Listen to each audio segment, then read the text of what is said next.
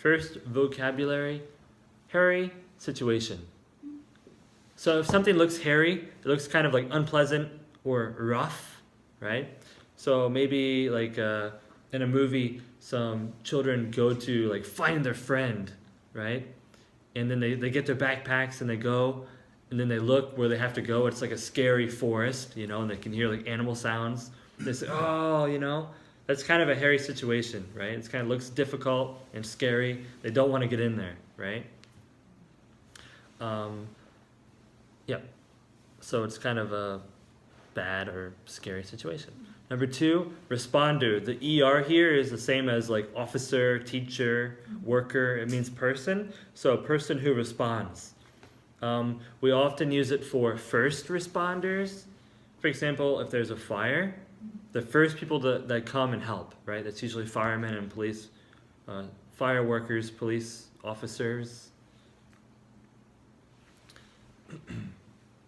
So in the example, if the responders had come earlier, the old man would have rushed to the hospital sooner. And that's why we often say first responders, right?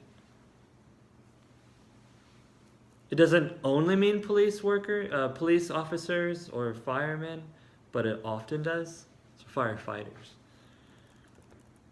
Number 3, tap into something to establish a connection with or to get access with something, right? So if you want to get access to oil, you have to kind of tap into the ground, right? You have to kind of dig a hole into the ground. When you get beer at a bar, it's on tap, right? Draft beer. So first it's a big keg, and you can't get it out. You have to tap it. That means you have to kind of make the opening for the beer to come out, right? So like a long time ago, there's kind of like a plug, right? But nowadays we have some tool, right? So people say, like, oh, I have a keg, but I haven't tapped it yet. So you can't get the beer out. Anyways, to tap it is to get access to the beer. So in the example or other sentences, usually it's to get access to something. So maybe your company has, or maybe you at your company, like what do you usually do? Like 9 to 5 typically on a typical day, like answer emails or something? Yeah, answer emails. Okay, so let's say you're always answering emails, but you're also a translator from English to Korean. Okay, so Kyungyi says, hey, I have a job for you, Mita. I'm going to tap into your translation skills. And could you translate this? Because, we have you, but usually you're doing emails. So today we're going to tap into your translation skill, right? So kind of get access to another skill. Does it make sense? So tap into is talking about getting some resource. If we don't understand it, we can talk about it more later. Number 4, move through something.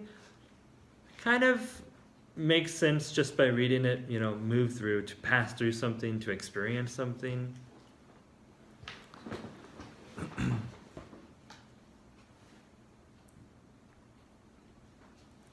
Number 5, moving. I think we've heard this before. It kind of means to feel some emotion. And like especially some movie that might make you cry or think differently. Like this is what you were originally when you watched the movie, and now you're here, right? It changed how you think or feel.